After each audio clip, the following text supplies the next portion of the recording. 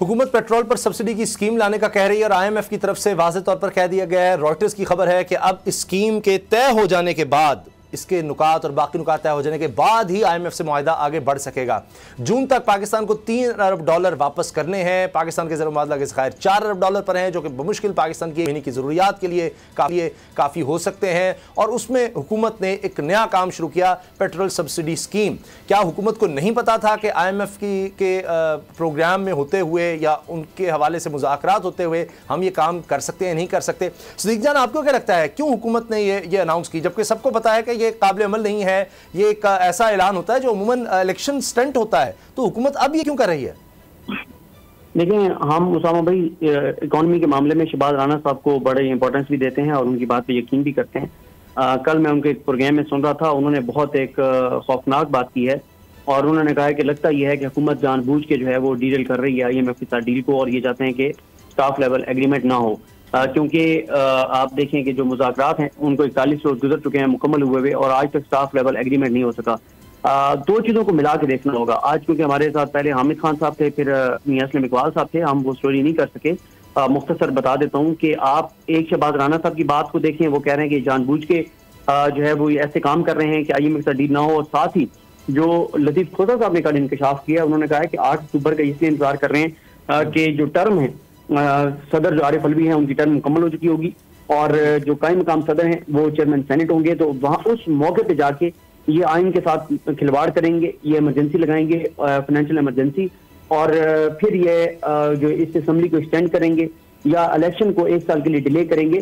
तो ये सारा प्लान इसलिए है। ये अब कल तो हम कह रहे थे ना कि ये अपनी सियासत के लिए रियासत को कुर्बान कर रहे हैं, ये वाकई ज़िबा कर रहे हैं रियासत को, ये पूरे मुल्क के साथ खेल रहे हैं, ये पाकिस्तान के साथ खेल रहे हैं, पाकिस्तान की। और ये भी लतीफ खोसा साहब ने कहा है, मैं नहीं कह रहा, वो कह रहे हैं कि जो इलेक्शन कमीशन ने काम किया पाकिस्तान का वजूद खतरे में डाल दिया। तो ये बहुत खौफनाक मनसूबा है। पता नहीं है कि पाकिस्तान के अंदर बना है या बाहर बना है, लेकिन ये बहुत खौफनाक है। IMF के साथ डील ना करने के लिए इकदाम करना और फाइनेंशियल इमरजेंसी के माहौल पैदा करना, डिफॉल्ट का माहौल पैदा करना और 3 अक्टूबर का इंतजार करना आरिफ अलवी के जाने का, और मुल्क में इमरजेंसी नाफिज करके और 1 साल के लिए इन असम्बलियों को आगे चलाना। तो ये कोई सादा मामला नहीं है, बहुत खौफनाक इनका मंसूबा। अच्छा, आपने शहबाज राना की बात की, दीगर जितने भी माहिर माशियात हैं इमरान खान पर भी तनकीद किया करते थे। मुजम्मिल, अब तो वो बहाना खत्म हो गया, तो इसका मतलब इनकी कोई बात नहीं मानी जा सकती। कहते थे जी ये जो कुछ हो रहा है IMF का मुआहदा इमरान खान ने तोड़ा, ये ज्यादा तोड़ रहे हैं, ये ज्यादा मसाइल खड़े कर रहे हैं, और इसका मतलब बाकी चीजें भी इनकी झूठ फिर साबित होंगी कि रियासत बचाई हमने।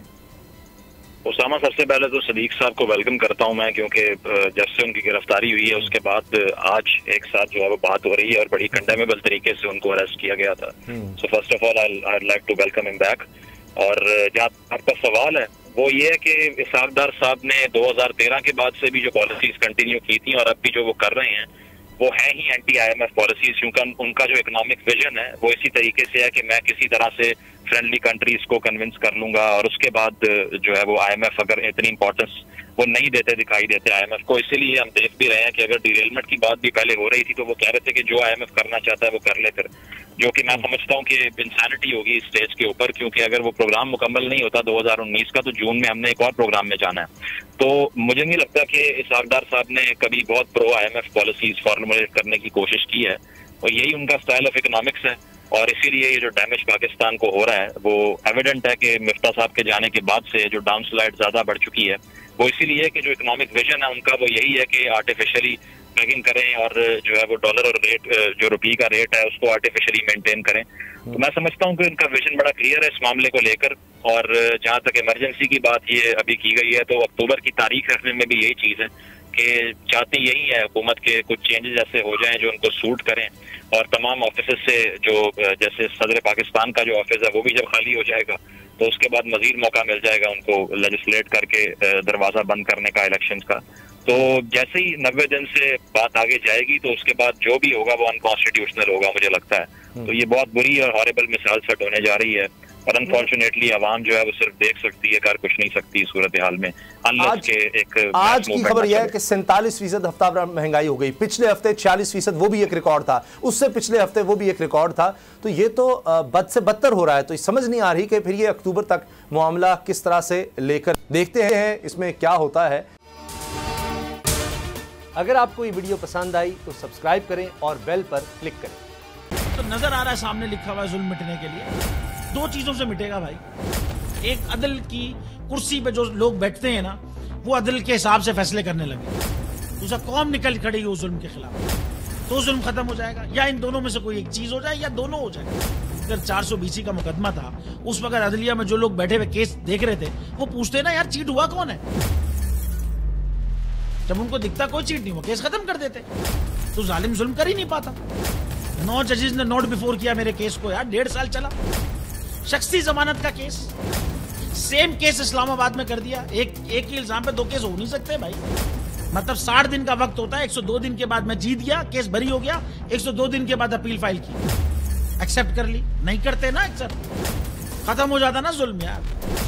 भरी अदालत में मुझे बरी कर दिया, फिर पता नहीं क्या हुआ, 2.5 घंटे बाद का नोट बिफोर, मैं नहीं सुनता ये केस। खड़े रहते अपने फैसले पे, मिट जाता जुल्म। अल्लाह ताला ने बिठाया इन कुर्सियों पे इनको यार, ये अल्लाह ताला की तरफ से फैसले करने हैं। तो या तो ये फैसले आएंगे, जुल्म मिट जाएगा, या कौम खड़ी हो जाएगी जुल्म के खिलाफ।